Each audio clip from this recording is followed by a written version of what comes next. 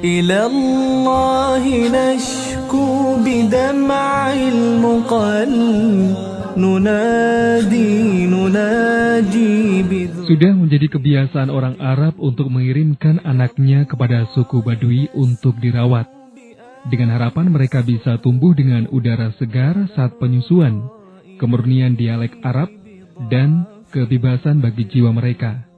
Jauh dari hiruk-pikuk perkotaan, demi terbentuknya ikatan yang kuat dengan gurun pasir, mereka akan tinggal di sana selama 8 tahun.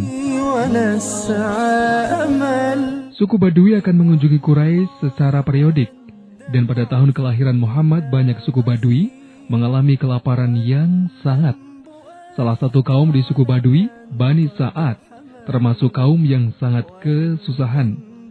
Sehingga meskipun Muhammad adalah seorang yatim dari keluarga miskin, Halimah, salah seorang dari kaum tersebut, memutuskan untuk mengurus beliau, karena ia tidak bisa menemukan anak lain yang bisa disusuinya.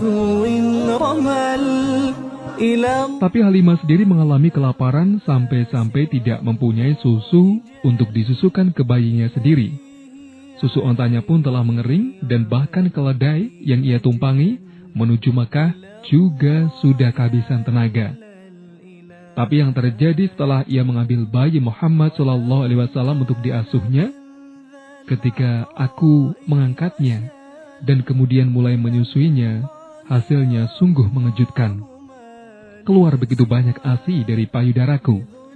Dia minum sampai puas dan begitu juga dengan saudara angkatnya. Dan akhirnya keduanya bisa tidur dengan nyenyak, meskipun bayiku sendiri tidak bisa tidur malam sebelumnya. Kemudian suamiku pergi untuk menengok unta betinanya, dan yang mengejutkan, ia menemukan begitu banyak susu darinya. Esok paginya suamiku berkata, "Demi Allah, tahukah engkau wahai Halimah, engkau telah mengambil satu jiwa yang penuh berkah."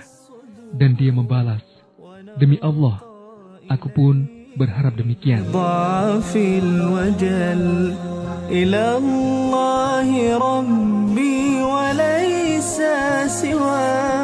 Tidak mengherankan jika Halimah enggan untuk kehilangan Muhammad dan memohon kepada Aminah agar membiarkan beliau tetap bersamanya lebih lama lagi. Namun, kejadian ajaib dan cukup menakutkan membuatnya berubah pikiran. Satu hari, saudara angkat Muhammad SAW lari menuju orang tuanya sambil menangis. Dia bercerita bahwa 2 orang berbaju putih menangkap dan membelah dada Muhammad. Halimah kemudian berlari menuju anak kecil yang terkulai lemah di atas tanah. Kemudian dia menceritakan tentang orang yang telah mengambil hati dari tubuhnya dan mengeluarkan segumpal darah darinya, serta mengatakan, "Ini adalah bagian setan yang ada pada dirimu." Lalu malaikat Jibril mencucinya di sebuah baskom dari emas dengan menggunakan air Zam-Zam, kemudian menata dan memasukkannya ke tempat semula. Setelah kejadian itu, Halimah khawatir dengan Muhammad kecil dan mengembalikannya kepada ibunya yang berusaha menenangkan Halimah dan menjelaskan kepadanya tentang keluar biasaan Muhammad SAW. Ibunya memutuskan untuk tinggal di Mekah, tapi saat ia berusia 6 tahun, Aminah meninggal dan Muhammad menjadi yatim piatu.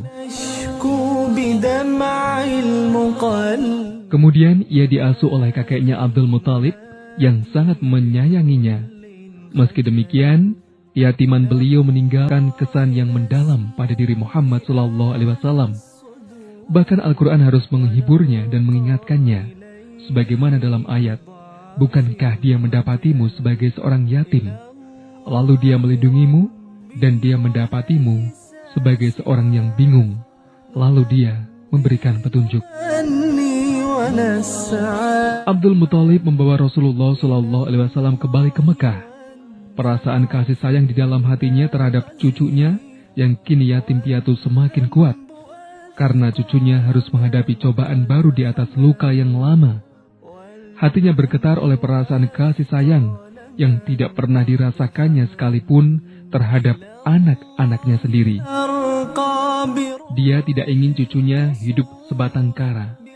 Bahkan dia lebih mengutamakan cucunya daripada anak-anaknya. Ada sebuah dipan yang diletakkan di dekat Ka'bah untuk Abdul Muthalib. Sedangkan kerabat-kerabatnya biasa duduk di sekeliling dipan itu hingga Abdul Muthalib keluar ke sana. Dan tidak ada seorang pun di antara mereka yang berani duduk di dipan itu sebagai penghormatan terhadap dirinya.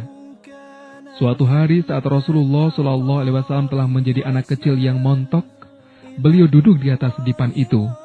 Maka paman-paman beliau langsung memegang dan menahan agar tidak duduk di atas dipan itu.